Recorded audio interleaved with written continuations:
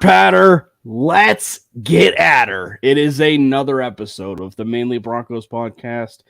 Brandon is in the house, and we are pleased to be joined by the person who is single-handedly responsible for bringing Sean Payton to Denver, because he was on the airplane with Sean Payton as he was coming to Denver. And yes, that would be Super Bowlin'.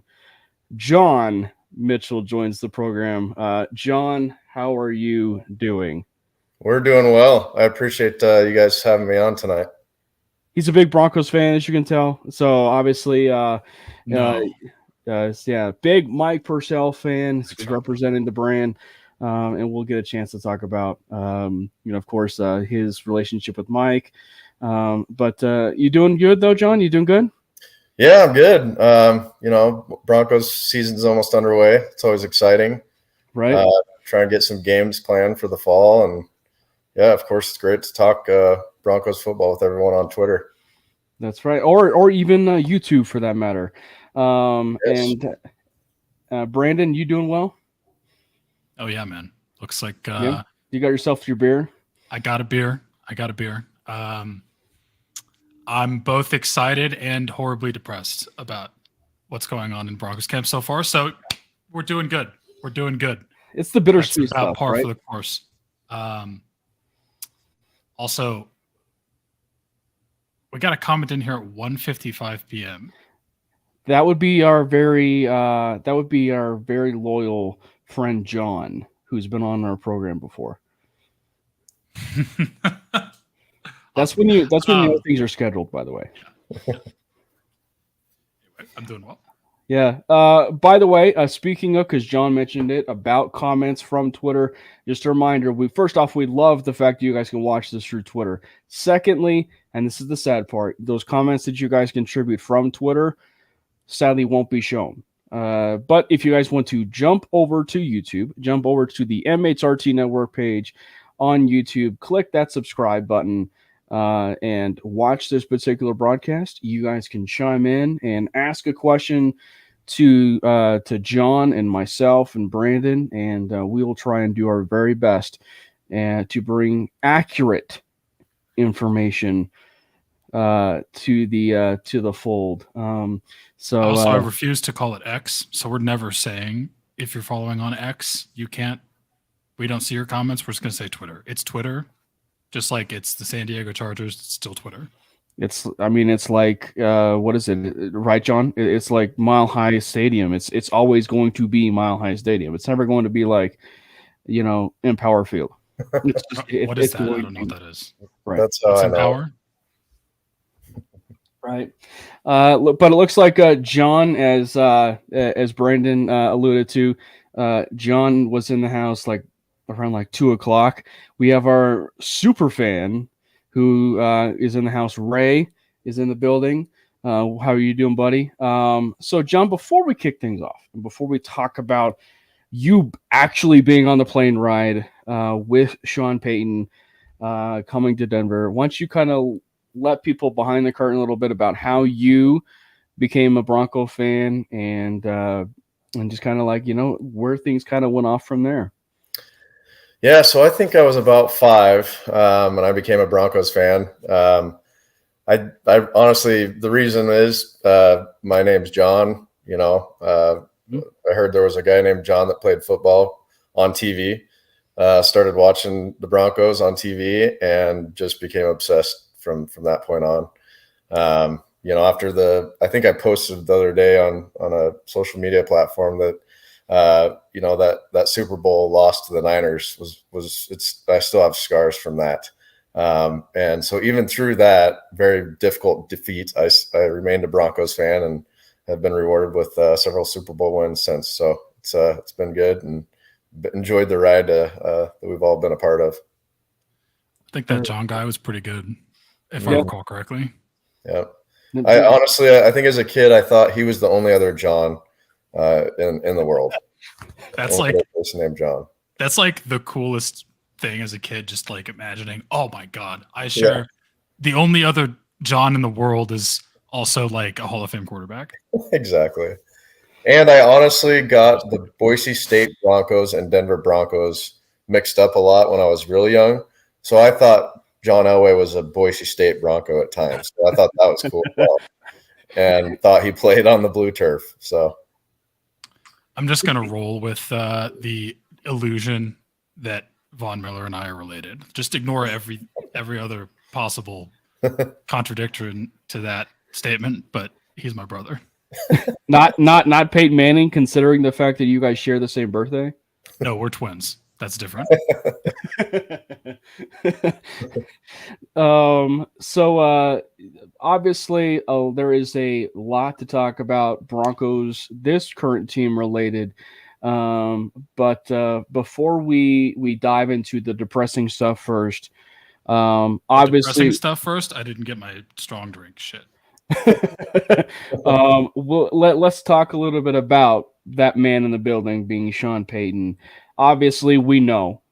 We talked about earlier. You were not on the airplane with Sean Payton, but take us through that day, particularly for you, John, when that day happened, through the whole cycle, even in terms of the head coaching cycle. What was it like to see the Broncos actually bite the bullet, if you will, and go that extra mile and bring in Sean Payton as their head coach? Man, I really wanted Sean Payton, so I think I kind of stuck with that. As you guys know, I don't change my mind often, and I'm not easily influenced. And I stuck with it, and I was okay with Harbaugh. Some of the other younger coaches made me a little nervous. I preferred a offensive coach with experience, and who better than Sean Payton? And it's not going to come around very often where a guy like that is available. And right. I think early on I was nervous about either LA team. I was like, there's no way we stand a chance. And I can't remember at what point I changed my mind, but I think it was when he said he was going to interview with the Broncos. I think that's when I said, all right, it's over, and I started trying to make it happen through, my falsifications of situations. No, it happened. You made it. The best part of it is, the end result. And so that's right. I've kept that tweet up for a bit just because it's pretty funny, and probably you just sort of rolled with it. It's now become the norm for you. It's just it's literally the staple for almost every single tweet surrounding like a free agent or yeah. So that's funny. Yeah. But no, it was a fun coaching cycle, and wasn't thrilled about Vance Joseph, but I was okay with it. Obviously, it turned out pretty well. I like the Westhoff hire a lot. I think he's just an interesting pickup and a guy with a lot of experience. And, he followed me on social media, so I thought that was cool. But I'm happy with the coaching staff. That cycle was it was intense. It was crazy. Yeah. We talked about it. There's some Go ahead, Brain. Spicy takes out there about some people don't agree with you. I'm just going to leave it at that about the whole coaching cycle and how that went and who we ended up with. Apparently, I'm not going to name names, not going to really say more details, but just like, why are we still doing this? Yeah. Anyway, yeah. No, I'm glad we got Sean. And this is a nice little lead in. And it's not to say that we are all disappointed with the Tim Patrick injury and him going down with the Achilles injury, but you do feel comfortable knowing the fact about who that elephant in the room is, that head coach being Sean Payton. And when it comes to last year being Nathaniel Hackett, this is one thing I actually didn't even get a chance to say on 5280, but it was just like, you do feel so much more comfortable knowing the fact that Sean Payton is in that building and you have something as big of an injury like this to Tim Patrick, because he's that calming presence, that calming force in the building that can really quench all the emotions and raw emotions that happened like that. Versus, last year when it was Nathaniel Hackett, in that room, who's we all know is the rah-rah guy, the the touchy-feely, huggy, type of head coach. But that's not to make any matters, and take away from it. I mean, like it was a big thing. I mean, that loss was like a prime example of what you saw last year, probably with Tim Patrick going down, which was around the first padded practice, and he goes down. The weight was just, or the room was just dead. I mean, you could hear a pin drop. I mean, the scream, everything else. It was evident. Russ threw an interception after. I mean, it was like everybody was rattled the moment Tim Patrick went down again. So, but I was going to lead off with that. So we're just jumping right into it. We're jumping right into it. So yeah, the Tim Patrick thing to me, this year, what's different this year is the depth that we have at wide receiver. I feel much more comfortable about who we have back there. Obviously, losing somebody like Tim Patrick is very tough, and it sucks because he's awesome. Not only is he an awesome locker room guy, but he's an awesome football player. Big target and just Mr. Reliable, very consistent. And losing somebody like that, it sucks. It's difficult. But I do feel much better about the depth at wide receiver. And I think that was strategic. You've got Cortland and Tim Patrick with, bad knees, and that's a tough position to play when you have bad knees. And Achilles, that I didn't realize this, but I guess after you tear your ACL, the chances of an Achilles tear increase by quite a bit. I think, but it was the other leg though. Like he tore it was his right leg for his ACL, and then it was his left leg for the Achilles. Oh, that's right. Well, either way, I think it is just like more even worse. It's crazy. Yeah. I mean, how unlucky can you get? I feel so bad for Tim. Yeah. I mean, does that happen because you're, using the other leg more and potentially compromising your Achilles because you've got another bum leg? I don't know. Is it the opposite of Achilles? But either way, it's a bummer. It's gonna be tough to see what they do. But I have confidence in who we've got on the team, and I think there's plenty of potential on that wide receiver group. So let me just, as long as we're just diving right into the misery. Mm-hmm. Yeah. We're poking the wound. Have we seen Tim Patrick play his last snap in a Denver Broncos uniform? Like the last time we saw him take a snap? So Brandon's not just poking the wound; he's like opening the wound. And we're diving right into it. Here we go. I think it's a fair point. Obviously, they're not going to cut ties with him because that would be malpractice at that point. Like, with the way that he's done it, and you don't want to cut ties with something like that. Especially too, given his money situation, you don't want to cut ties with him. But to your point, you do wonder where it fits with him in terms of the long-term, part of this for him being in Denver Bronco uniform.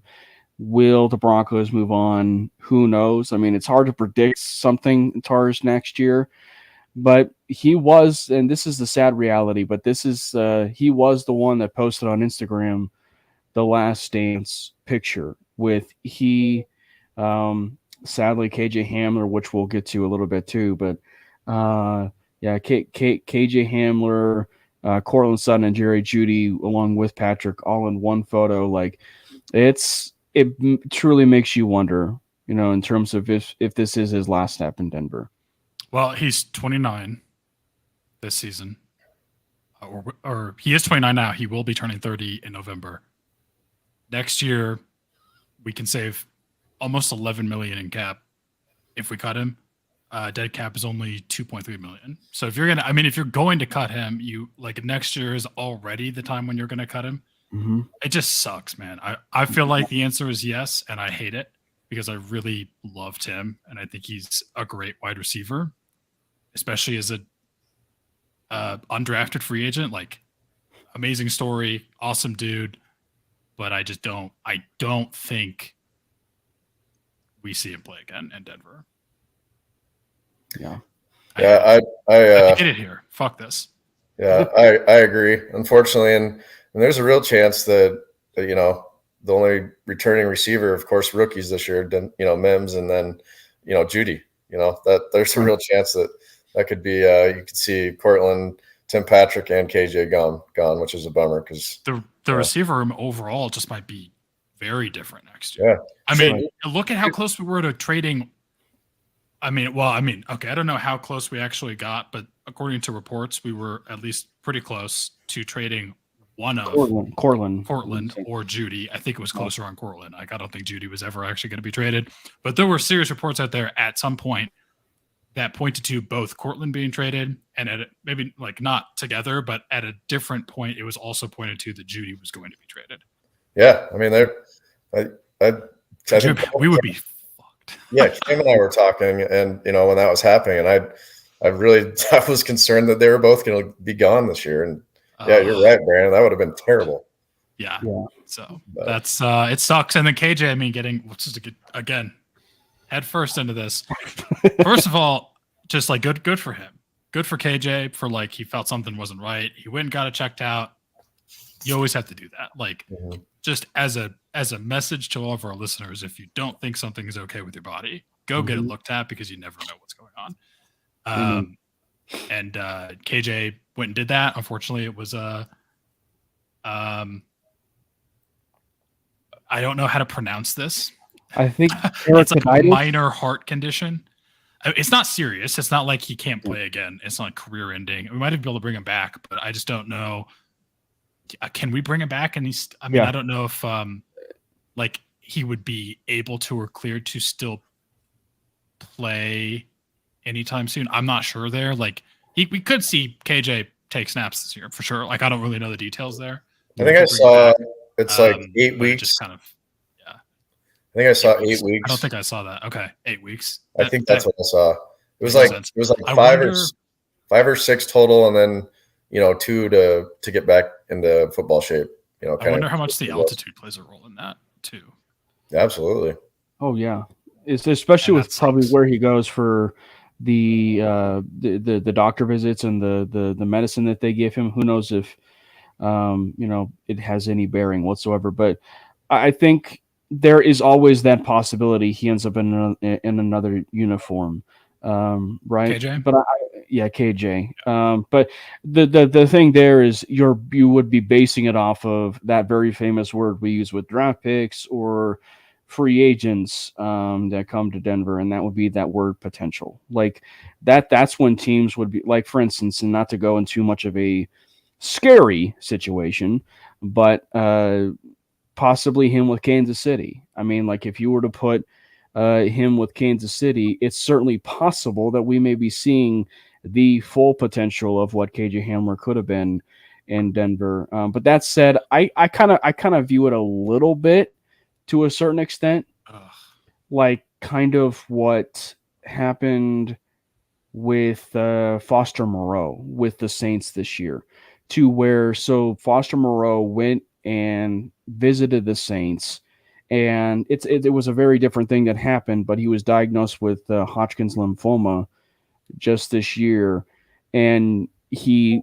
that's when he was diagnosed with it, but then he left, and then I believe it was many months later that the Saints decided to sign him. And so I think that the big benefit here is that because the Broncos waived him and because they understand his situation, gives them that positive, area to where they exactly know what he's been dealing with more so than any other team. So once he does, clear and pass that physical, he very well likely will be a Denver Bronco. The question is just at that point is what's the playing time going to be like? And, and will he be able to get back to that place, the play time? Because I mean, people also have to remember he reorganized his deal too this year, so that's the other sad reality of this. Well, that was kind of my next topic. Is I don't like this is his last year under contract, and I can't see us paying him another contract. Like I don't want to ask the same question in the sense of like. Has he played his last snap? Because he could definitely come back this year. Like we could see that happen. So I'm not going to go there, but I definitely don't think if he comes back this year, I think this is the last year we will see KJ Hamler in Denver. And I was already thinking that before this happened. I was thinking, before the Tim injury, I was already thinking he was kind of on the roster bubble, at least a little bit. So it just sucks, man. We got just punched in the jaw and then kicked in the nuts in the same day. Back to back. Yeah, and I agree. I think he'll come back and play a couple games, but I don't see them retaining him next year. And we'll get into this more, but like the I'm not going to say beneficiaries of this, but like the other side of this is I definitely see more of a path for someone like Marquez Callaway, who like I know I've already talked about at length. Like he's familiar with Sean Payton, he's familiar with this offense. Right. He's a solid wide receiver. And I definitely think he's only 25. Like he's not even that old. I think we're going to see him get a lot more play time, which could be helpful actually. Again, just for someone that knows this offense, knows Sean. And then just coming out of camp, we've already heard, Montrell Washington, the camp god, is back again, apparently. Brandon Johnson has been representing Brandon's everywhere. Thank you. And apparently been pretty good, and we'll get into it. But yeah, there's definitely some guys still there, but it really sucks. Yeah, I mean, you mentioned it. I also think that this is at the benefit of praise for Sean Payton. And that's why, when you phrase it in the beginning with this, you feel so much more comfortable because of the fact that Sean Payton is here. And so when Sean Payton did what he did, which was bringing in little Jordan Humphrey, and bringing in Marquez Callaway and drafting Marvin Mims, you feel so much better about that room and knowing with what he did, given now the injury of what this is for Tim Patrick and KJ Hamler. It's a sad reality. I mean, obviously you never want to lose Patrick and you never want to lose Hamler. But the fact that you have some pieces in-house, they can go out and go to free agency and bring in some of those other guys. Do you think we sign up? I wouldn't. I think it's more likely we go in-house, personally. I saw someone float the idea that of Josh Gordon, and I can't remember who it was. I wish I could give them credit, but I kind of like that idea. I saw that too, actually. I can't remember. Can he be signed? Has he been reinstated? Well, I think he's been playing in the XFL, I believe. Interesting. But I think he can. I think he's can come into the NFL. I think he's been reinstated. So that would be fascinating. He balled in the XFL. Whoever said this, I saw in their post. So I wouldn't hate it. Yeah. I wouldn't hate it. I'm not gonna lie. But I do think it's more likely that that the Broncos go from within. Guys like Brandon Johnson, Jalen Virgil, some of those other guys. One of the things that I had mentioned on 5280 was maybe to a subtle degree, this actually benefits Alberto Cuebanam to where they can actually use him more in that big slot role and maybe as like that true wide receiver, if you will, in that 4.49 speed. So I think that would be a little bit intriguing to see what they could do. And maybe that also falls in line with Dulcich. Can Dulcich, does Dulcich fall into that line where he helps soften it a little bit? So I think it definitely makes them more creative.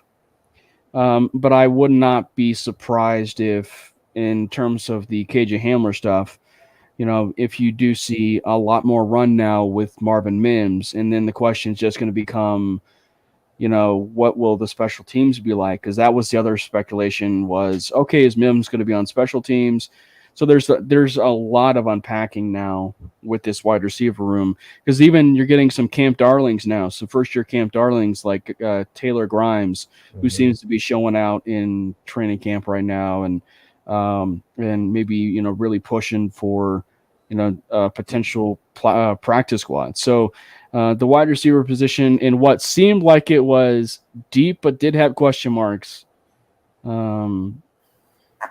The depth is being tested. Yeah, it's being tested, and there's even more question marks now. Maybe more so than running back. Well, I think we're going to see a lot more running the ball.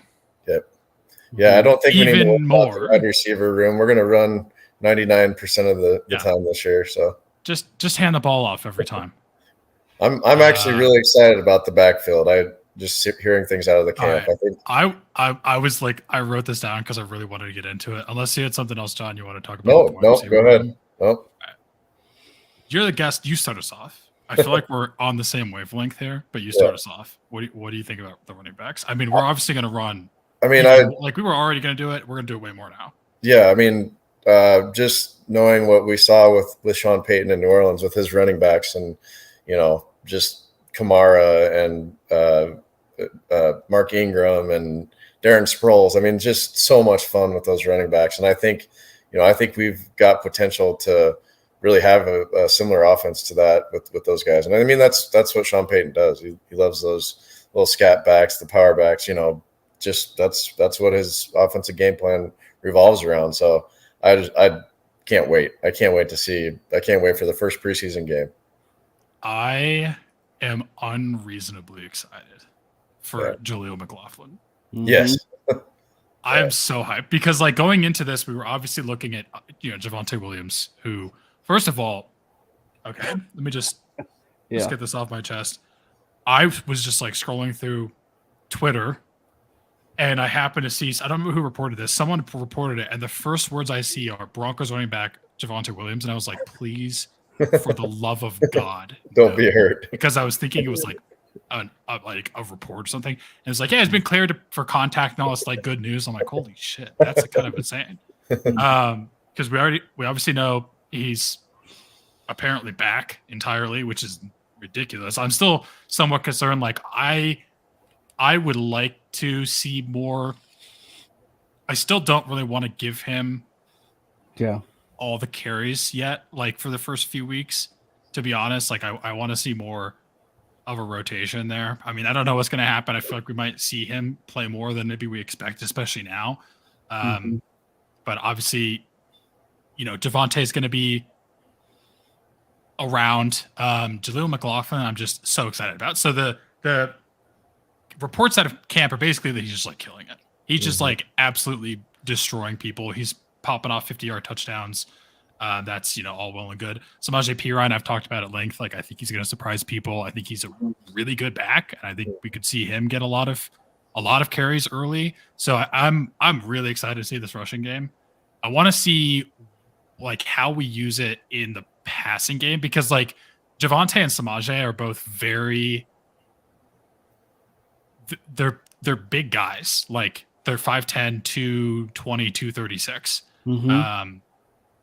Obviously, you've seen Javonte do some of the work in the passing game. I really want to know what's going to go on there, because we talked about, we know Alvin Kamara, who's probably about to be suspended. Rip. Jaleel McLaughlin is 5'7", 187. If you really want that thunder and lightning effect that has been ad nauseum in Denver recently, I feel like for the past 18 years, it's always been, oh my God, there's a thunder and lightning in the backfield all the time. But for real, Jaleel McLaughlin is probably that lightning. He's the quick speed guy. He's the guy you could maybe throw the ball to. I haven't heard as much about. There was some plays I heard in camp where he was doing well catching the ball, but I'm with you. I'm super hyped. Yeah.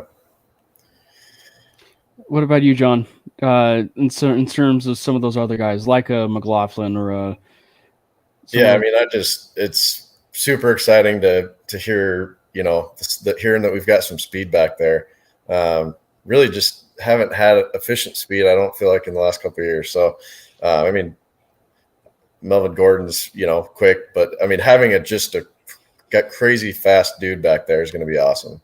Who was the last true speed running back that we had? I was trying to think that maybe would it be Ronnie Hillman maybe? What's crazy is, don't make me cry. I've actually said this on the show before, and Brandon knows this.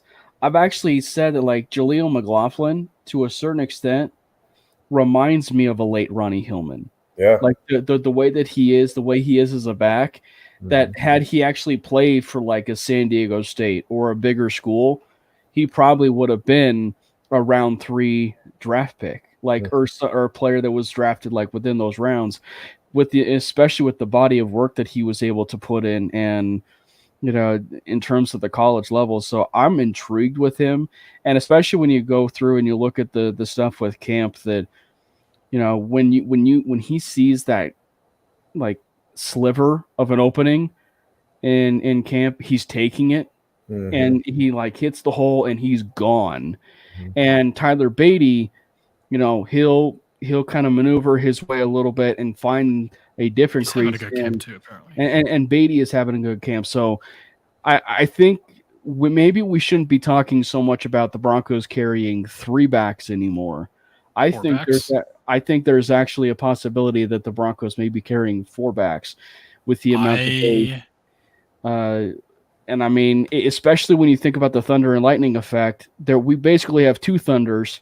And if we have 2 lightnings in the case of Jaleel McLaughlin and Tyler Beatty, I would not be upset with that in terms of that kind of room. But McLaughlin, I'm intrigued with because once because we said that about Hillman, is once he hits that hole, he's a home run every single time. Mm-hmm. I'm scared to say this, but as I was thinking about that last time we had that true speed, and just with the size comparison and just kind of like what they do, Philip Lindsay. Oh, of course, yeah. Is Jaleel McLaughlin just Philip Lindsay all over again? Because I would not be upset about that at all. No. Is he a little bit faster though? Or are they about the same 40 time? It's hard to say. I don't know. But because if you could have a Philip Lindsay that's a little bit faster, I mean that'd be incredible. See if I can find out. But yeah, he would definitely be, one of those players, that you're definitely looking at it. Collectively, 10% of Broncos country just had a spasm and looked in my direction after I said that. The Exorcist trailer, which have you guys seen that trailer? No. Holy shit, I will not be watching that movie. Actually, they don't have Jaleel McLaughlin's 40 time. It was pretty quick, if I remember right. Oh, unofficially between a 4.42 and a 4.44. That seems slow. That does seem slow. I thought it was faster. That's supposed to be different McLaughlin. It's probably the difference in game speed. There's no possible way. That's way too slow for that guy. No, I don't think they have it. Okay. Yeah. I would be interested to know, though. I actually can't find Lindsay's either. I want to say Lindsay was like a 4.5, maybe 4.55. His was like weird because it didn't seem accurate. But anyway, no, Jaleel is killing it. I'm super hyped. I would not be surprised if the Broncos are top 3 in rushing attempts this season. You know what makes me excited? I think baseline is top 5. You got to credit the offensive line because they're going up against a pretty good defensive line. That seems like the only thing that's been real successful on offense at camp is running the ball. So I did also really want to talk about the defensive line. Did you guys have anything else you wanted to mention about running backs? Also, Ray, so I'm talking about the Exorcist Believer trailer, the new Exorcist is coming out. That might be the scariest trailer I've ever seen. Anyway, but I'm super hyped for running backs. Did you guys have anything else you wanted to add there? No, I just know that the defensive line, and we might as well go into the update first, that Uwama Uwazurike decided to be like Pete Rose. God, man. Uwama Uwazurike decided to be like Pete Rose and have 32 wagers on the actual Denver Broncos. How 32? Yeah, and basically pulled up Pete Rose. And also he wasn't the only one within the Iowa State program. Actually, Iowa State is down bad. Yeah. So there's a video of their quarterback literally saying, "Don't post this; it's illegal." Yeah. But yeah, so Uwazurike's time in Denver is going to be pretty short-lived. I wouldn't be surprised if you see something in the next 24 to 48 hours. Yeah, he's gone. Out. He's 32, bro. 32, man. Come on. Yeah. So get help, legitimately, please. You probably there's gambling hotlines. But the transition of it the transition of it is because of how the defensive line has been shaping up, pass rush, everything else. You're hearing a lot of positive stuff I'm about so that defense. excited about the pass rush that we've been hearing. Two in particular are two of those pass rush players that needed to have a big year. Nick Bonito and Jonathan Cooper are balling out of their mind. They're killing it. And obviously Zach Allen as well. No, I wanted to talk about Zach. Just kidding. I was going to let John do that because he's the guest. Zach. Yeah, just seeing, what are they calling him, baby JJ Watt? I mean, right. I did see that. I'm pretty excited about that. Just word out of camp is he's just an absolute menace. So that's very exciting. And I think you guys talked about it the other night with Joey, maybe. But can Randy Gregory stay healthy? And if he can, that's we've got a great defensive line. Frank Clark too, yeah. Yeah, Frank Clark too. Yeah. I mean, linebacking core, I think, I'm pretty comfortable with. I think it's going to be a fun unit. The whole defensive side of the ball, or secondary. I mean, it's going to be fun. It's going to be fun to watch. And one concern I did have coming into this year, this last offseason, is our defense, with the coaching change and losing a guy like Evero, who the players absolutely loved, and talking with, Mike, everyone was really bummed to see him go. But at the same time, they were happy for him. He was a good friend of them. So it was a bummer losing them. So knowing and seeing what we're hearing out of camp, it's exciting to hear how well the defense is playing. Okay, so now that we're already talking about the defensive line, and we're already getting into. Sorry, I kind of went off there. No, you're good. You gave me the opening. I'm gonna hit it like Jaleel McLaughlin. Have you heard anything about, and like I know again, many people say this, like their thoughts towards the return of Vance Joseph? Because like obviously they didn't like losing Evero, but from everything we heard, and I know like the turnover between when Vance was here last, like, is already huge. But players seem to, if anything, if you can say one thing about his original time in Denver, players seem to really, really like Vance. Mm-hmm.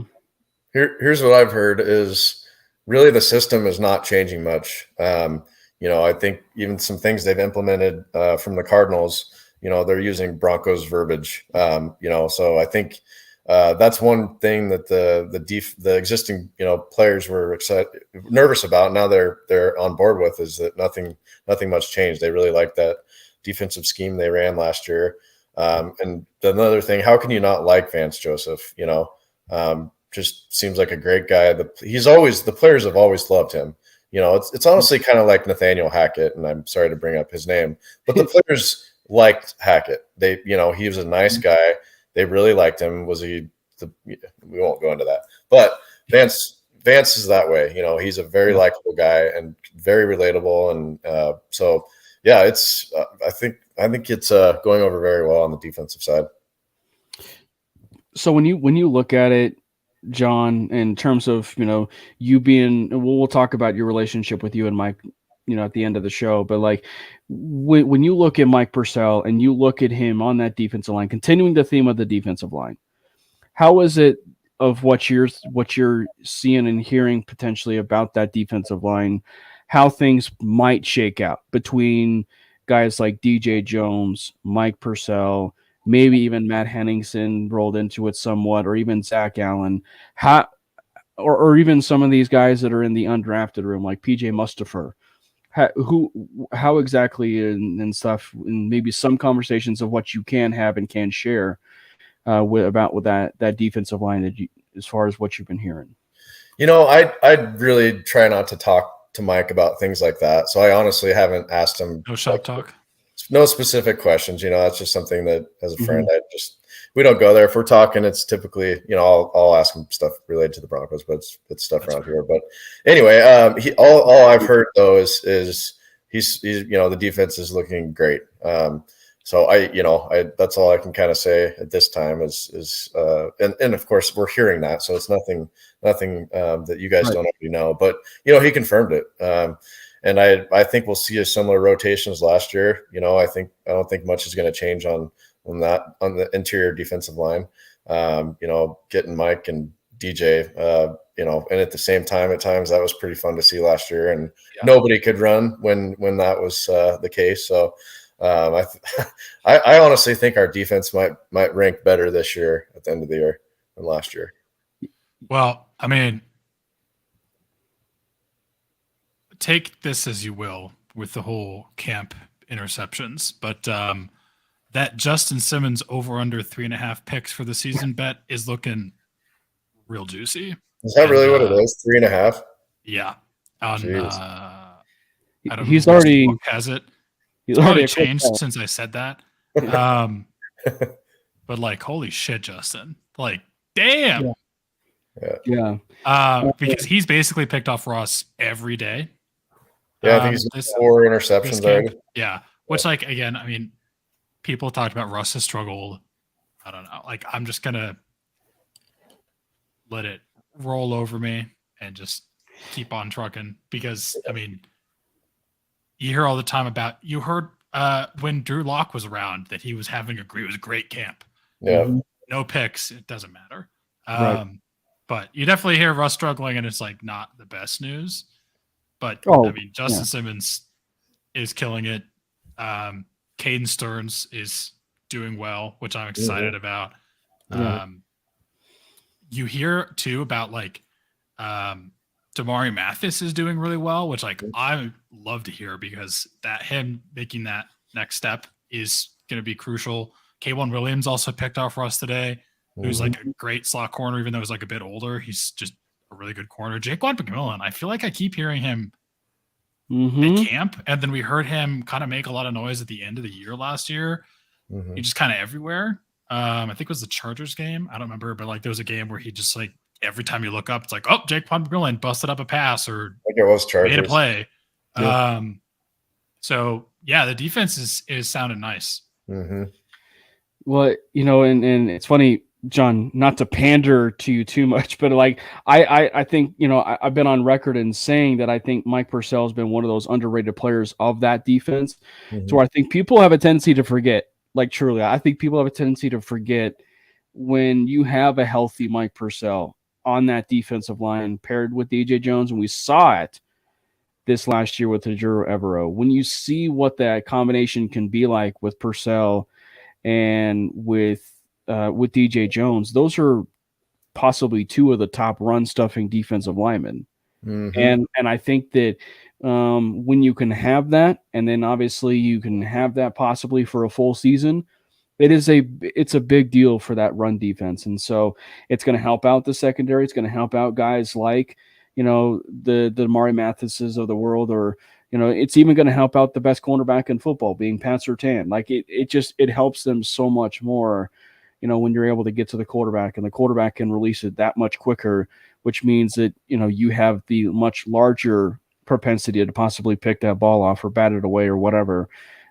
So, I mean, it's just the greater chance for you to succeed when you have a stout defense like that is a huge deal. So I'm excited about it. Also, Thomas Incoom apparently is making moves as well. So just what are some of the takeaways for you? Kind of continuing with John that kind of caught your eye. Just at camp, or just in camp. I think the thing regarding Sean Payton that's different. I mean, obviously we've seen the media access and the kind of that side of things and what he's allowing and the way he's responding to questions.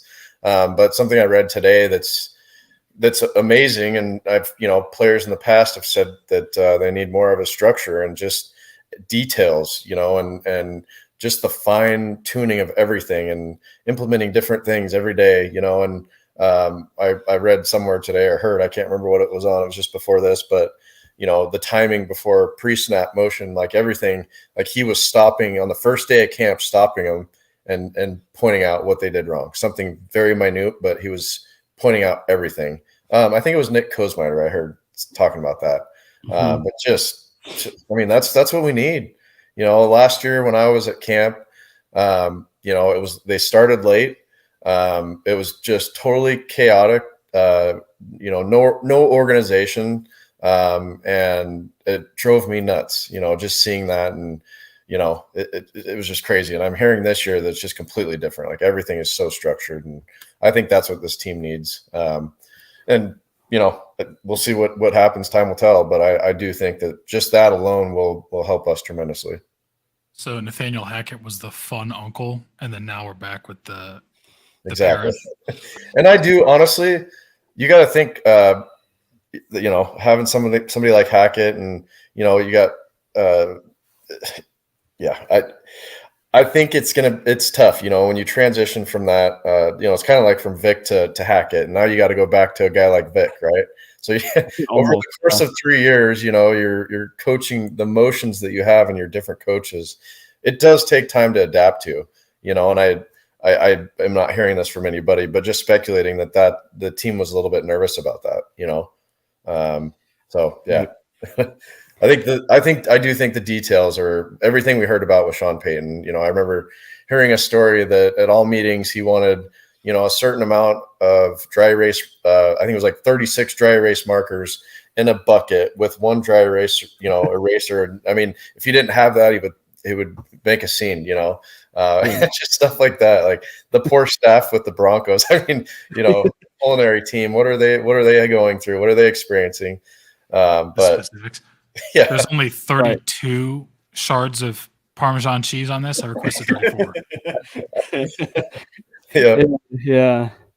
It's I gotta say it's almost like the scene with what is it in Parks and Rec with Ron Swanson. He's asking about more bacon, like it, and he's just that's what it almost reminds me of. But so speaking of course, Sean Payton and Nathaniel Hackett, it's only fitting we at least talk about it because. A lot was certainly made about those comments and about about everything that, went down. And look, I think from my vantage point, it's like there wasn't anything that he said, that Sean Payton said that was wrong. Like there wasn't anything that he said that was wrong. Should he probably have gone after, Thank you, Clayton. Should he have gone after, some of those guys, publicly? No, but I think it also seemed like Sean also kind of alluded, but also I think Sean kind of alluded to the fact that it seemed like it was pre-hire because he still had his Fox Sports hat on, and so that's something I think that people need to remember is like it's possible, and Sean almost said it, that this interview happened before the actual hiring of him being the Broncos coach. But yeah, he did put. You know what it is? This is exactly what this was. Okay. We all remember the Manning cast week 1 reaction of like Eli and Peyton looking at Nathaniel Hackett's decisions and going like, what the fuck is going on? Sean Right. Payton was just not allowed to have a tantrum and blow out about this because he was on Fox and they wouldn't let him. So he was like, you know what? I'm going to talk my shit now because I can. What the fuck was that? That's what it is. That's what it was. Yeah. I'm happy that it happened. I like a shit talker as a coach. Yeah. But I'm a little nervous about that game now. I'm not going to lie. I'm going to the game. I am too. You know what? Yo, I texted this to the other people I'm going with and they didn't reply. And I'm like, why? This is a beautiful idea. We have to count down the play clock for the Jets. Yeah. Yep. Somebody posted This that. is happening. Yeah. I think Let me know what seat you get and I'll find you. I don't know mine yet. I was gonna say it seems like a lot of people have been saying that when the Jets have the ball, they would do a countdown of the clock as the biggest troll job. We have to do it. We have to. There's a comment here. Sean Payton said what we all are thinking, but it should have been kept in house. I really, I agree with that. Let's fire our own guys up with how, I don't care if Sean Payton says that to his team and says, last year was a complete shit show and it's embarrassing. Let's fire up those guys in house, but don't fire up the Jets. Well, one thing I was gonna say. And this is actually to the Sean Payton thing and with his comments. And if in fact, because again, we don't actually know if it's true, even though Sean Payton sort of alluded to maybe that it was before he joined the Broncos, as the head coach. But if that's true, that he said these comments before he joined the Broncos, if you're actually a Broncos fan, that should actually give you more optimism. And of course, the team a lot more, comfortability and confidence, knowing the fact that your coach said this about you and about your quarterback, the disgruntled quarterback that everybody has decided to crap on. That he has said this possibly before he even stepped foot in that building. And so, I mean, that's the important thing that I think that was like one of the biggest takeaways for me. And of course, Jack, what we're talking about is, of course, that very famous Week 5 game between the Denver Broncos and the New York Jets. And by the way, did you guys see the news that broke today? Possibly they might flex. They actually might do the right thing and flex the game. So here's the other thing. What's the game? Could this all have been a publicity stunt? Sean Payton has his Fox Sports hat on again. To get this game, that's what it was. To make it a game that everyone's looking forward to. The Waltons are like, hey, let's get some more people to this game so we can generate some more revenue. The Waltons are smart. So, I mean, did you get a chance to watch the Jaguars schedule release video? I mean, it's very clear that the NFL season is scripted. So I would not be surprised if if at all this has been scripted. I can see it. It would make for great Hollywood. It would make for a great movie. Hey, at least we'll be part of it. Right. And if it is Hollywood, let's make it sci-fi to pander to Nathaniel Hackett. Oh, jeez. But also just the whole, there's a code. Oh, the code. I've never heard that. Yeah. Have you guys heard that from any NFL coach? No. I think that's the thing. I will say I liked your comment, Brandon, when you said it, because you basically said when Nathaniel Hackett finally decided to meet the media, how he basically agreed that he was a terrible coach. And basically Nathaniel Hackett wants an apology for being a bad coach and Sean Payton telling the truth about it. Yeah, Sean Payton hasn't called me yet. It's like he doesn't even know who you are. Yeah. And then it was just kind of funny how he was talking about his coaching career and saying he's going to pull Aaron Rodgers out of his sensory deprivation tank in the black room with his spices all over the place and install your offense. Is that what it is? Right? What's that? Ashwagandha? Is that how it's pronounced? I have no idea. Ayahuasca.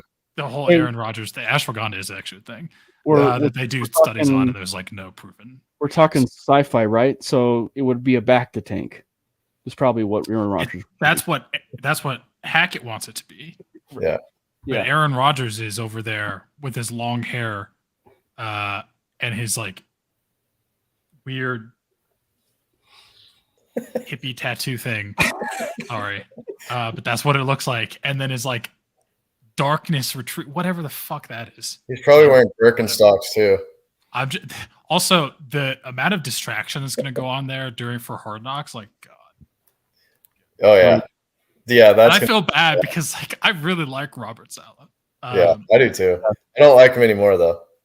Don't talk to my coach like that. Don't talk to my coach like that. The cool part is really to see Nick Manning doing well as head coach of the New York Jets. I think that's the cool part, is to see Nick Manning doing quite well down there. What? Doc. Does he not look like Nick Manning? No, he definitely I couldn't tell you. Yeah. I swear, Brandon, go look at a picture of Doc from his. Dude, that's pretty good, Cam. I didn't even think about that. Yeah, and then go look at Robert Saleh. John, I 100% agree.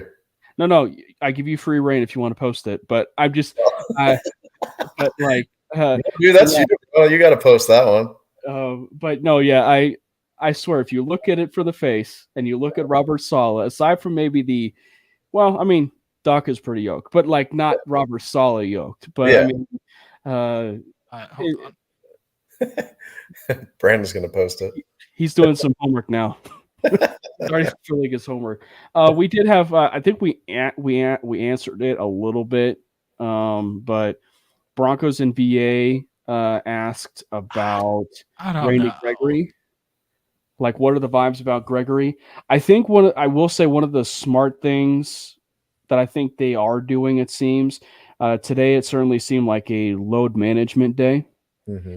And I think if this is a theme for guys like Randy Gregory, that will benefit him so well. Because if they do some load management with Randy Gregory and ease him into the season, health-wise, that would be so good for him on a health level. Do you think he looks like Robert Saleh? I can't tell. I need to find a picture of him not wearing a hat, and I haven't found it yet.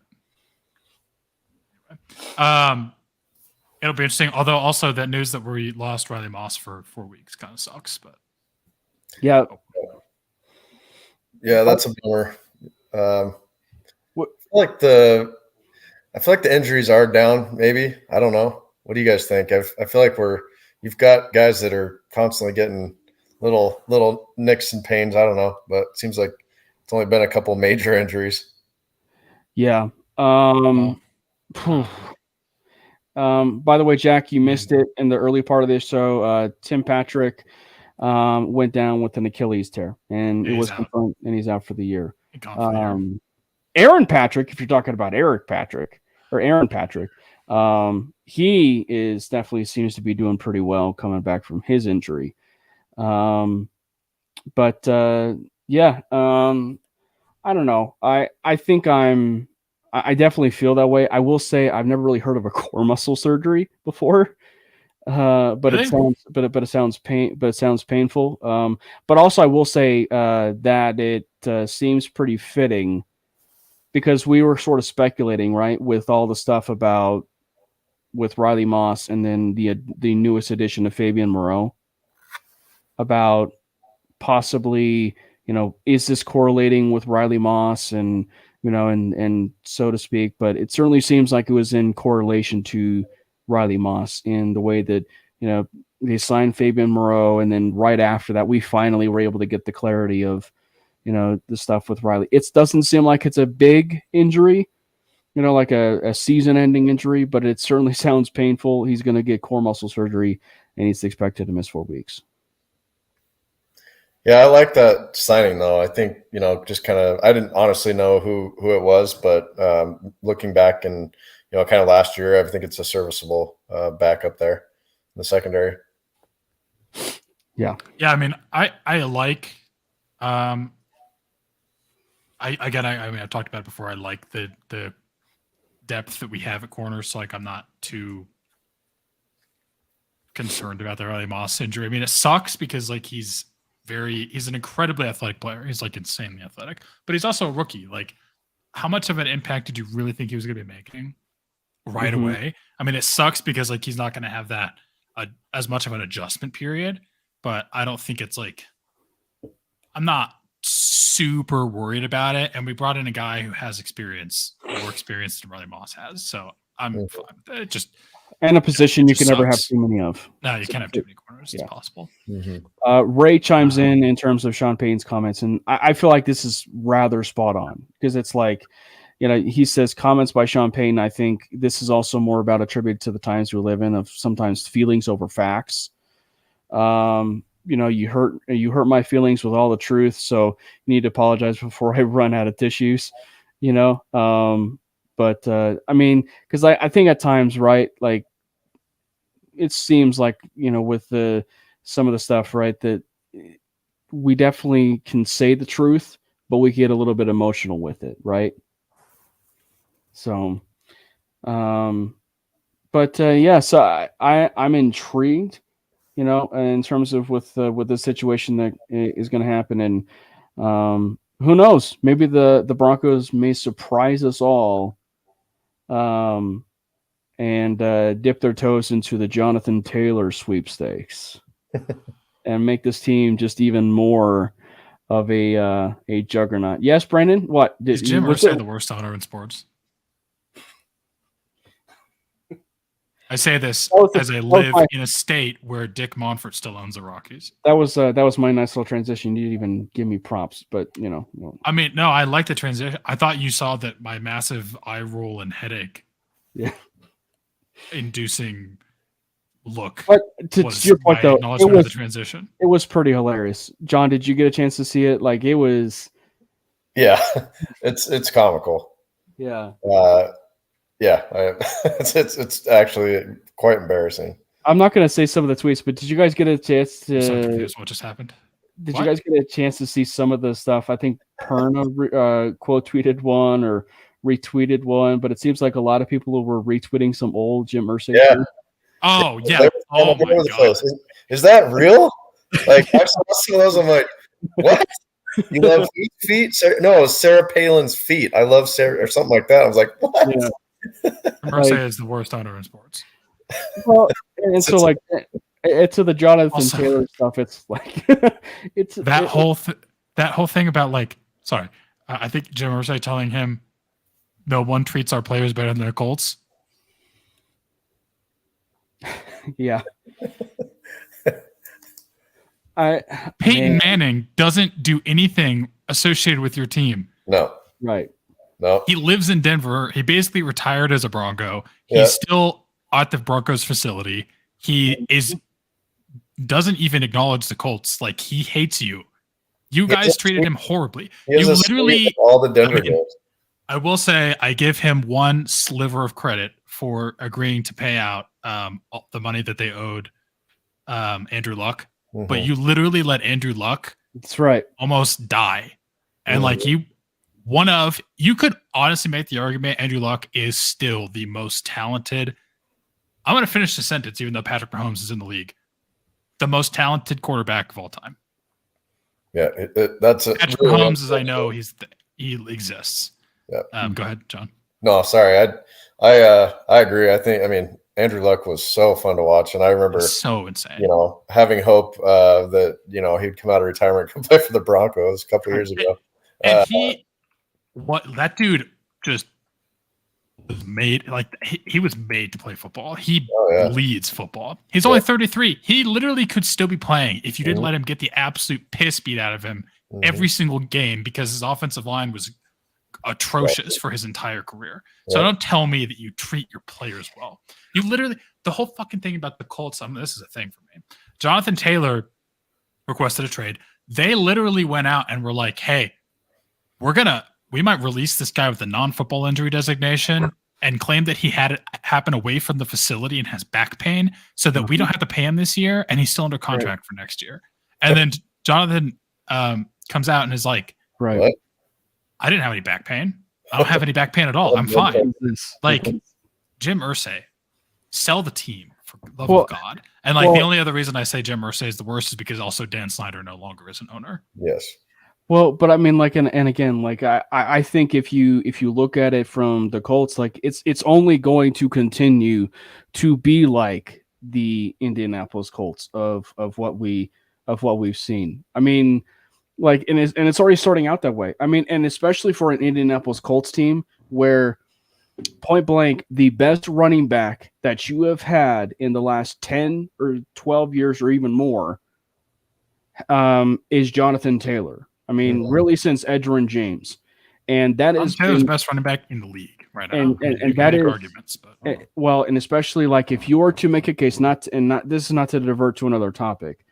Meaning the other running back topic. But if you want a running back to truly revamp the entire running back market and set the market to where they actually get $20 million per year because of the fact that they are the best offensive player on that team, it's Jonathan Taylor.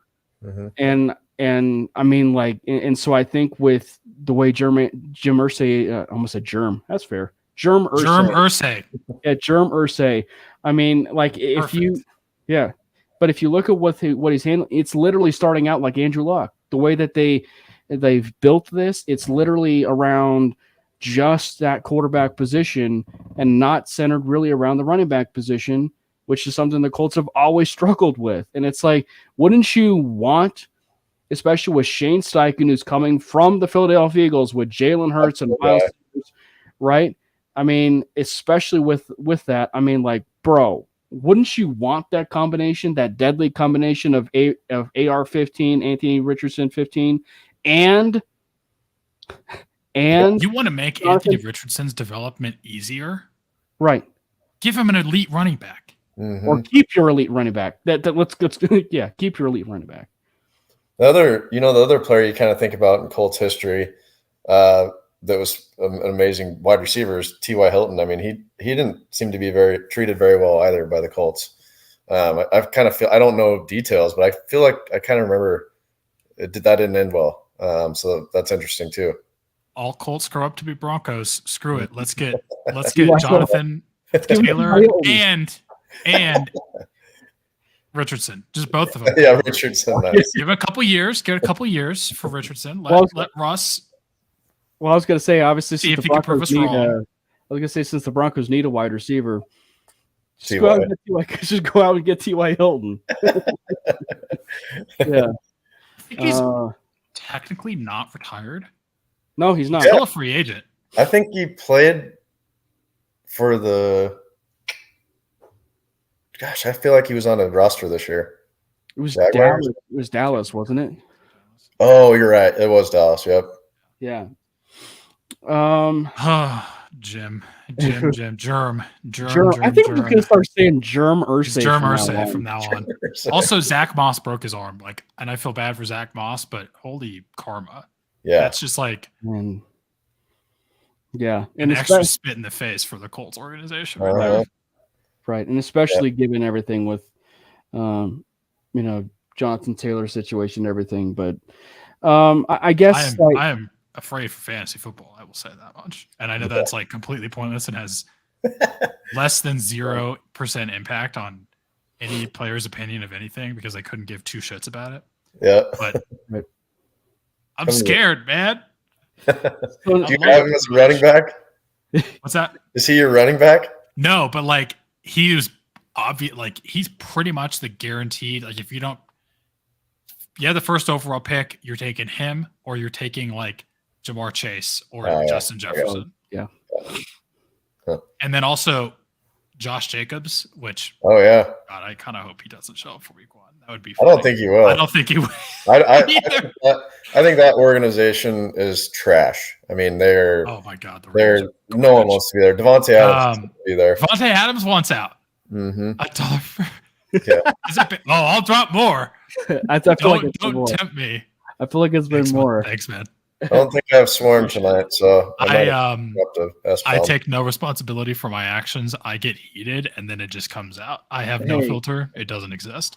See, I was going to say, this is when we have to thank Zach Sagers, because Zach Sagers has helped take the Manely Broncos podcast to just this whole other level. And and you guys know me, I'm a big proponent of like, I don't want someone to be someone they're not. So like, I want this to be a free form, open forum message board podcast where it's just like, where we want to control somewhat of what we say, but we want to like not people change who they are, basically. So it's okay. If Zach Sagers hadn't been on this podcast before me, I would have been thrown out week 1 because this is just what I do.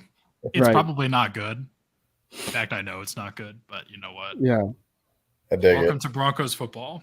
Yes. You have done this to me. Yeah. So on a much lighter side of things, John, let's talk a little bit about your relationship with Mike. I know that that's something that's I think people are kind of curious of, or I think it's pretty easy for them to make the connection of like, oh, this guy actually does know Mike Purcell, but there actually is a connection there for you guys between you and Mike. Yeah. So he actually, he and his family live in our neighborhood during the off season. Several years ago, I think it was right around the time that the Broncos acquired him, a couple weeks after. We were having some dinner with some neighbors, and they said, "Hey, you're a big Broncos fan, right? Did you know Mike Purcell lives in the neighborhood?" And I said, "I actually didn't know that." And they're like, "Do you know who he is?" I'm like, "Hell yeah, I know who Mike Purcell is." you know, so you're talking to the, one of the loyalist Broncos fans in Idaho. So anyway, they said, well, would you be interested in meeting him? Like, they're really cool. Their kids are Sawyer, our daughter's age. He's really nice. His wife's great. So we're like, yeah, let's meet up for dinner, And so we go in, I'm trying to act cool around Mike. Hey, my name's John. He's like, my name's Mike. I'm like, oh, cool. Nice to meet you, Mike. Nothing about, are you a Broncos football player? And so, our kids go up and start playing, and Mike goes up to check on, I believe, his daughter. And my daughter, Sawyer, stops him in the hallway, says, hey, do you play for the Denver Broncos? And Mike, Mike's like, why, yes, Sawyer, I do. And she said, do you know Von Miller? And he said, yeah, he's one of my really good friends. And she's like, oh, he's my dad's favorite football player. So Mike comes down, and Mike he's one of the nicest guys you'll ever meet. Truly is. We're eating dinner, and he's like, "Oh, John, so you're a Broncos fan, huh?" And I said, "Yeah." And I go, "How'd you know?" And he goes, "Oh, I just met your daughter in the hallway, and she asked me if I knew who Von Miller was."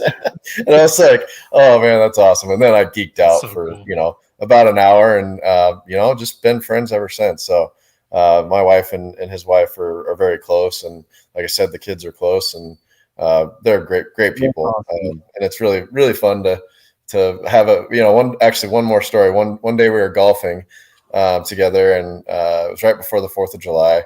You didn't tell us this before? What?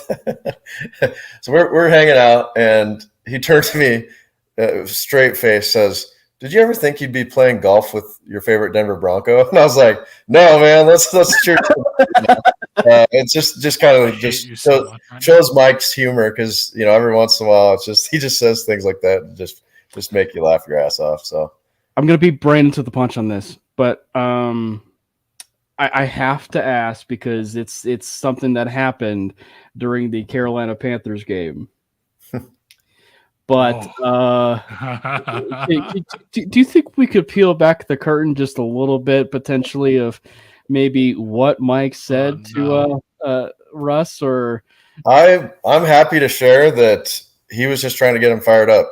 And at the time I saw it, I think Cam and I are in a chat together.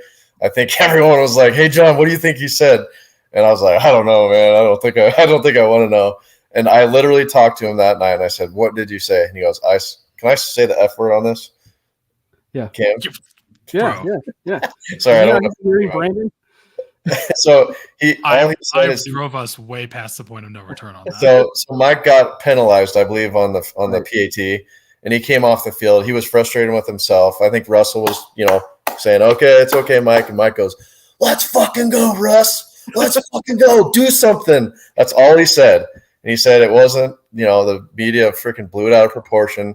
And that was just that, he'd do that to anybody. It's just trying to get him fired up. But it was funny to hear that story. And now every time I'm around him and we're out in public, honestly, he's probably more well-known than he's ever been because of that. But people always ask him, hey, what'd you say to Russ? That's so funny. But of course, with this little spit on Nathaniel Hackett, then you got Nathaniel Hackett just going. Yeah. Yeah. Playing with the goatee he's been growing for 10 years. Right. And then, of course, afterwards, the stuff with the press conference of saying, no, I didn't hear anything. I have no idea what, you guys are talking about. I don't remember hearing anything. Yeah, exactly. So there's literally video of you standing almost like in front of this altercation. And you are deaf. And I can confirm that Mike. Like yourself said, wasn't me. When Mike screams, it's loud. I can't confirm that. Hey. Yeah, so there's no way Nathaniel Hackett did not hear that. That's so cool. Also, just a fair warning, Ty, for incomplete. When you got let me just drop that bomb here. I will be joining Ty on one of his episodes this season. Just fair warning on things that I say. You've learned that today. Right. This has been a nice little teaser for you.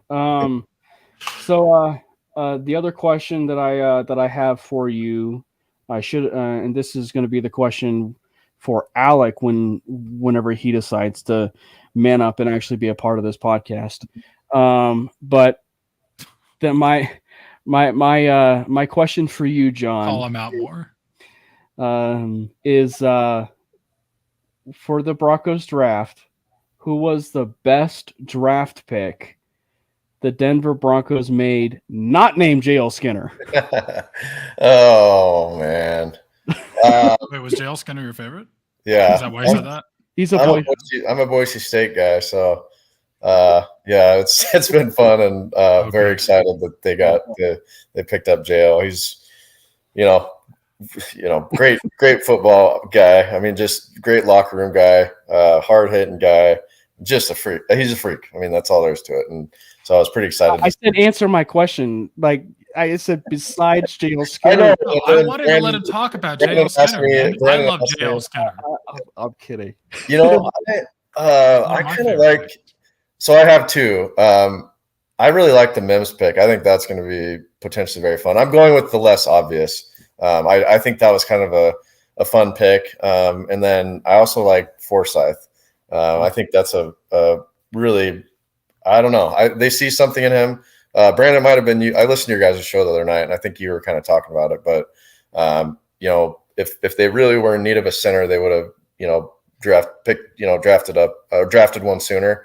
I think they also would have paid one. Yeah, exactly. Yeah, or maybe that's what you said. Yeah, cheap. Yeah, I think there were plenty of options out there, but I truly think they see something in him.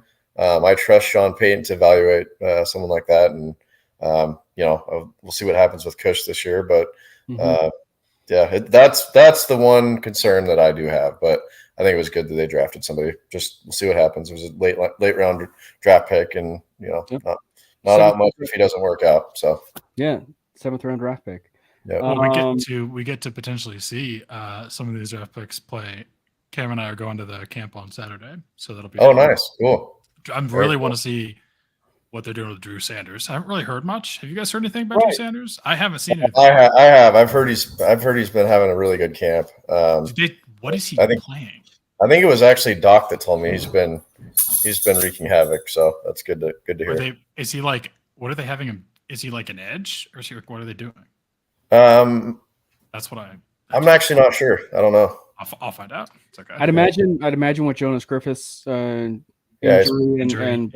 and potentially I don't know how long he's out, but I would imagine he's probably going to get some reps with inside linebacker and everything with that door opening. Sawyer wants to say hi real quick. Okay, we're recording. But yeah, no. Sorry, guys. No, you're good. You go. My wife's working, and I told her she'd come say hi when we're live. So no, absolutely. Because I just realized, like, I came to the horrible realization like 2 minutes ago that she might have heard me this whole time. No, not at all. I'm in a different room. You're totally good.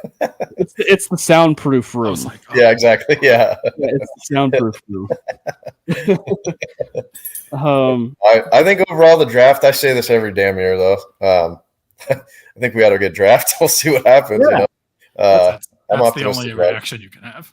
Yeah, I'm not a big college football guy, so I do a little bit of film watching before the draft. But we'll see what happens in the preseason. I'm excited for this preseason, though. I'm not typically something I get excited about. Unfortunately, I won't be able to come to camp this year, but I'm excited to watch those first preseason games. Yeah, I'm excited. We're gonna have to do the ice bucket challenge mid camp because it's going to be hot. Yeah. Do people even do the ice bucket challenge anymore? I don't know, but I just want to dunk my head in some ice, dude. It's going to be like 110 degrees. You can bring it back. Yeah. I mean, the only thing that I remember about doing the ice bucket challenge for myself was, obviously you get some people that would do kind of the lame one, which was like a really small cooler. I went like big, and I basically was the go big or go home, and I took the big coolers that are like the rectangular coolers. Yeah, with like nothing but ice and water, and I had like 3 takes because it was so freezing because I just couldn't get it right. And so that's like whenever I hear the ice bucket challenge, I just think back to when I was like in Breckenridge and we did the ice bucket challenge. We even asked a random person in Breckenridge to do the ice bucket challenge with me because of the fact that what is it? The cooler was so big. Like, yeah, I mean, that's awesome. Yeah, that's awesome. But any other Yeah, I'm definitely excited too.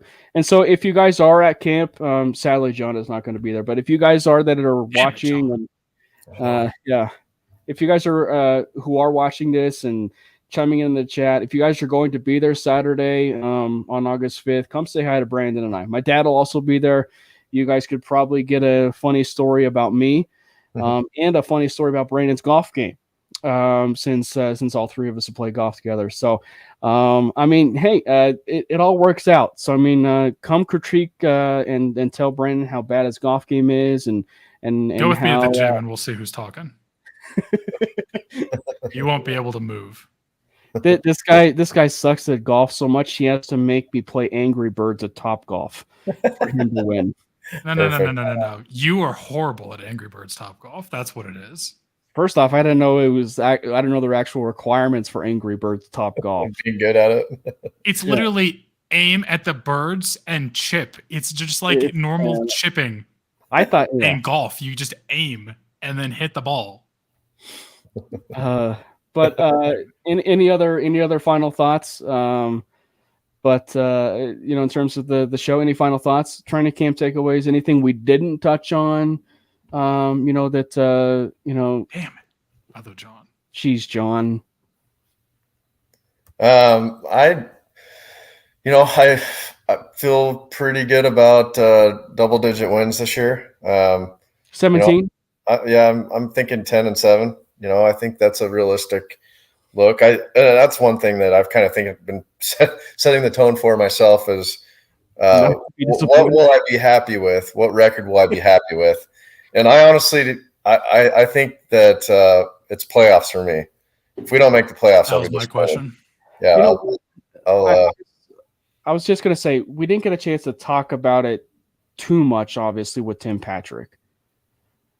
And since we are winding down the show a little bit, but does the Tim Patrick injury ruin our expectations just a little bit? I'll tell you what the Tim Patrick injury ruins. Your take that we won't have 2 1,000-yard rushers. Does it though? Yeah. Proof's in the pudding.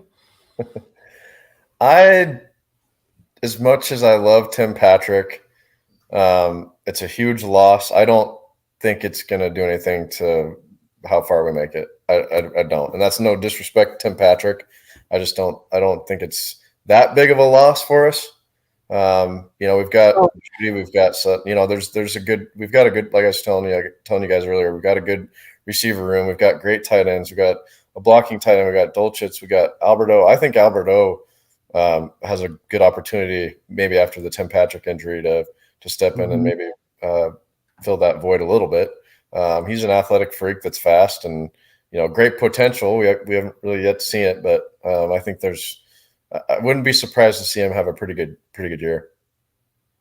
Yeah, I don't know, and I think I wouldn't. I mean, I probably would say it a little differently. Like, obviously, the Tim Patrick injury is a big loss, right?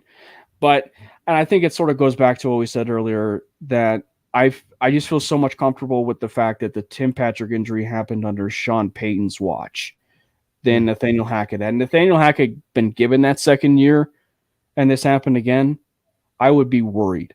I would be really, really concerned. And of course, too, there's no guarantee that Marquez Callaway's in the building, Marvin Mims is in the building, or even little Jordan Humphrey. There's no guarantee that those guys are in the building. And so you would be almost looking at the exact same scenario, which is possibly KJ Hamler being out and Tim Patrick being out.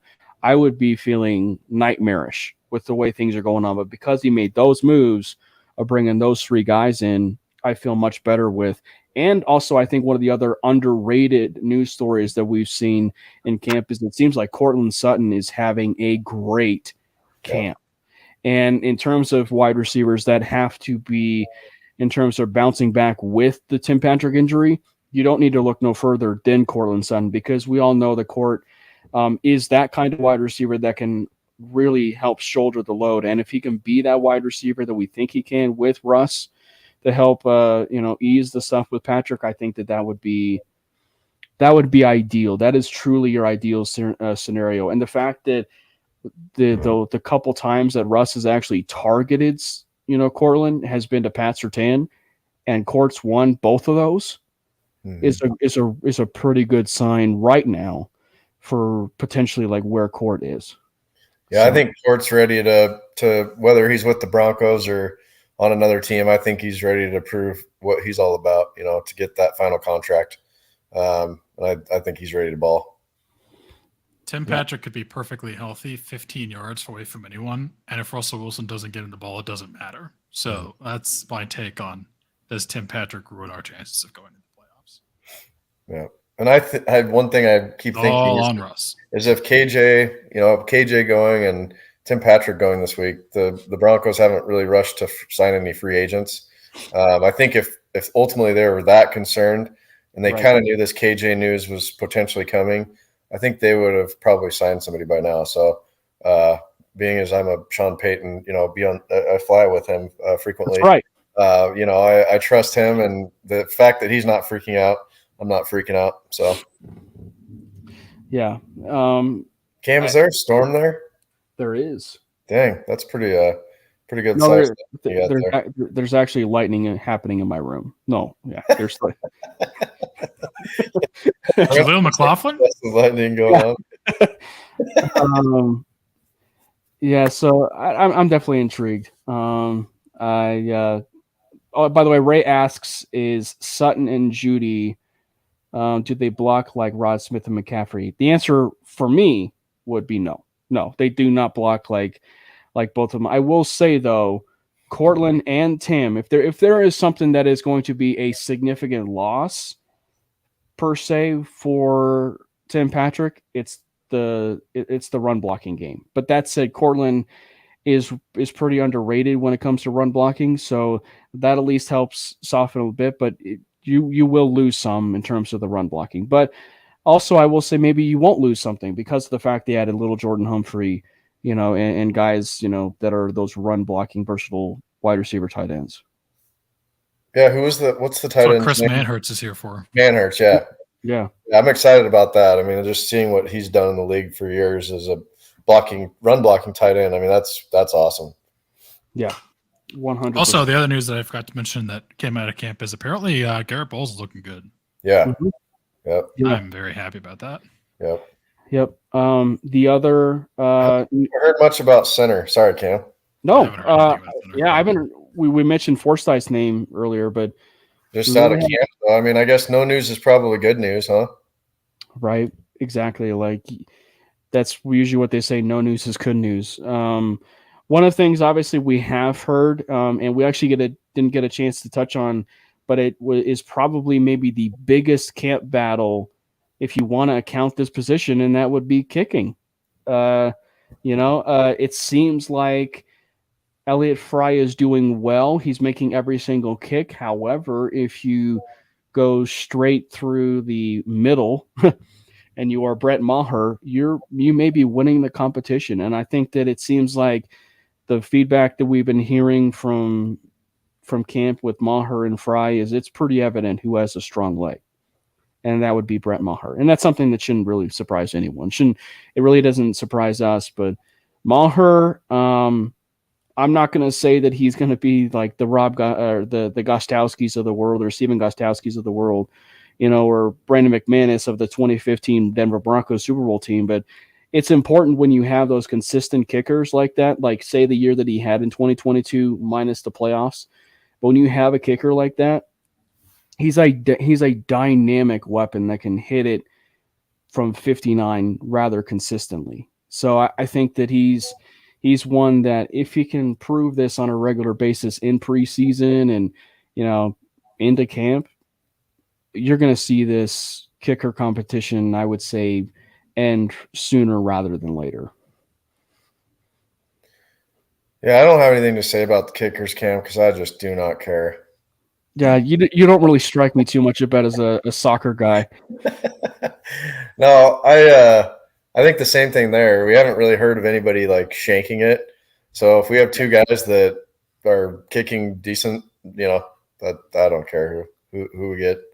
As long as it goes through the uprights. Go through the kick hard ball. Yes. Laces out and kick it through the uprights. That's right. Yeah. Yeah. How about the backup quarterback situation? A lot more interesting if we look down and the kicker's smoking on the field. Sign him up. Yeah. Right. Yeah. So, what was the thing that you mentioned? The backup quarterback situation. I do feel a little bit better about that this year. As much as I love Brett Rippon, I think Stidham's. I mean, I'll say it. If Russell Wilson doesn't start off those first 5 games, probably at least, I don't know. I'd think 4-1 maybe. I honestly think that Peyton will take a good hard long look at Stidham. Yeah, I don't know if they would start, but I think that there's at least that insurance policy that you can officially say now, than unlike years past. Like, and I think that but also I think for any of us, myself included, it was like intrigued by the Stidham signing. It was like, oh, like they signed Stidham, but they paid him. I mean, they paid him quite a bit. And it seems like Peyton loves him. I mean, you read some of the comments about it. He says he's smart. He's like that cerebral type of quarterback. So he almost – I almost wonder if he almost fits with what Peyton wants to do as an offense too. Like, so, yeah, I'm definitely curious about it. But it is interesting. I think that it's very clear who's the best quarterback in camp, and that being Russell Wilson.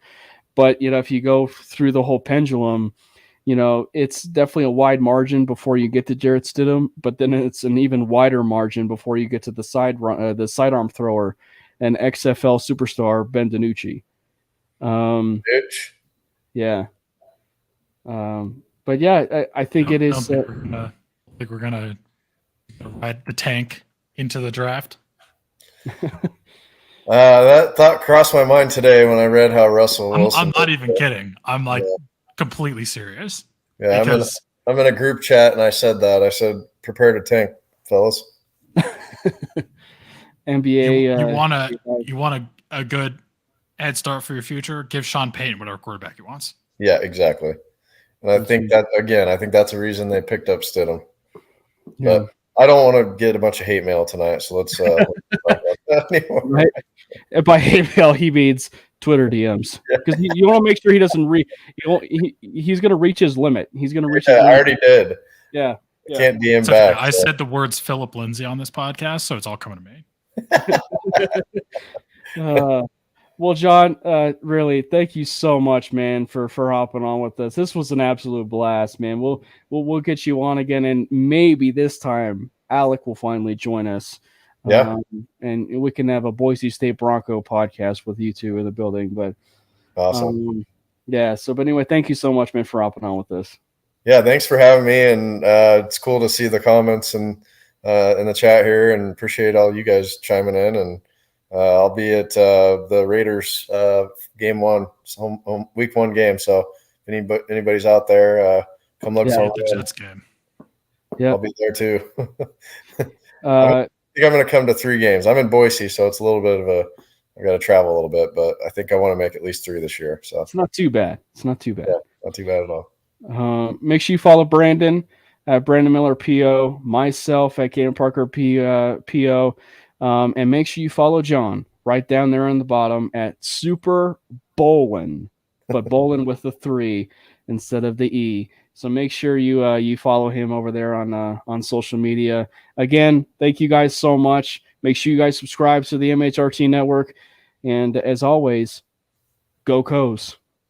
Even when you feel low, you can still go. Even when you feel slow, you can still go. Even when there's no hope, you can still go. I never answer to no, man, I still go. Go, go.